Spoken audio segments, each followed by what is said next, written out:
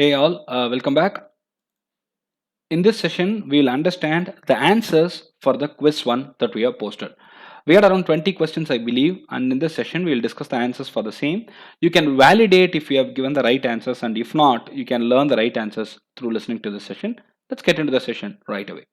This quiz happened on 10th August, and you can verify your answers and you can learn the new answers if at all your previous answers were wrong anywhere. Instructions and design is part of.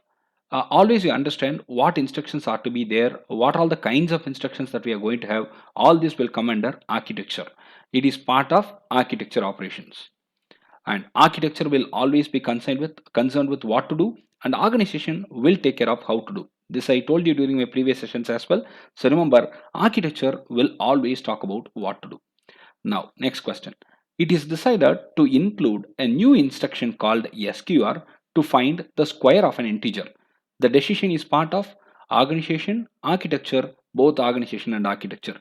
Just now I told you, whenever you want to do anything with respect to inclusion of an instruction or altering an instruction or anything with respect to ISA on the whole, we can call it as architectural decision, and it's no different here, it's architecture.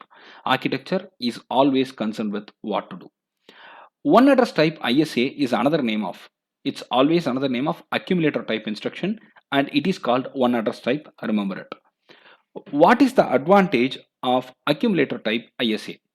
The options are simple mode of expression evaluation, short instructions, high memory traffic, computation will be faster. We have not discussed anything about the memory traffic, computation, there is no connect to it, simple mode of expression, there is no connect, but the biggest and the easiest thing that you can spot out of all the available answers is short instructions. So I can select that. In stack type ISA, explicit operands are on the top of the stack, implicit operands are on the top of the stack, explicit operands randomly selected from stack results right back to the address specified in the stack. Last two are ruled out. We do not have any connect with that. We can rule it out because we cannot go into a specific location into the stack. It is always push and pop step by step. So last two are ruled out. Explicit operands, no, it is all implicit. So the option is 2. Operandless instructions are in accumulator ISA, stack ISA, or general purpose register ISA. Stack ISA is always operandless instructions.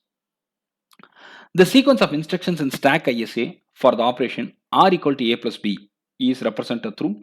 First option talks about push A, push B, add A comma B, pop. Next is pop, pop, add, push. And the third one is push A, push B, add R, A comma B, and push, pop. The last one is push A, push B, add, and pop. Out of all these, which one is very relevant? Push A, push B, and then add and pop. This one looks more relevant, and we can zero in with it. Program counter register stores the next instruction to be executed, stores address of the next instruction to be executed, stores the pointer to the stack address, stores addresses of instructions in a sequence. The option is B, stores address of the next instruction to be executed. Which among the following are the characteristics of CISC architecture?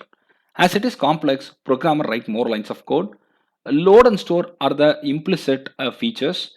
Reduce the number of instructions per program, but at the cost of increase in number of cycles per instruction. Reduce the cycles per instruction at the cost of number of instructions per program. You can just close your eyes and select B and C because load and store is implicit in instructions, and reduce the number of instructions per program, but at the cost of increase in number of cycles per instruction are the common characteristics of CISC. RISC architecture focuses on software. Suppose integer is stored as 4 bits, then the value 0x01234567 will be stored in big Endian format as.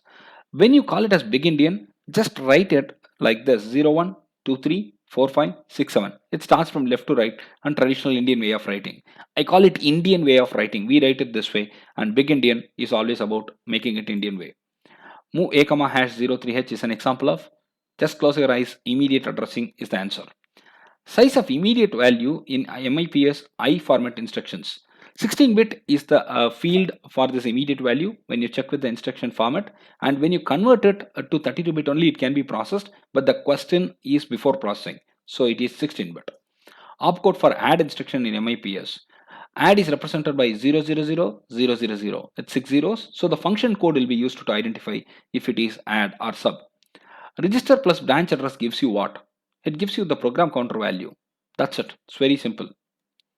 Which of the following statement describes a branch on register S0 being equal to register S1? BEQ is nothing but branch on it being equal. So rest all need not be even looked into. The first answer is very clear. Answer is BEQ, branch on equal.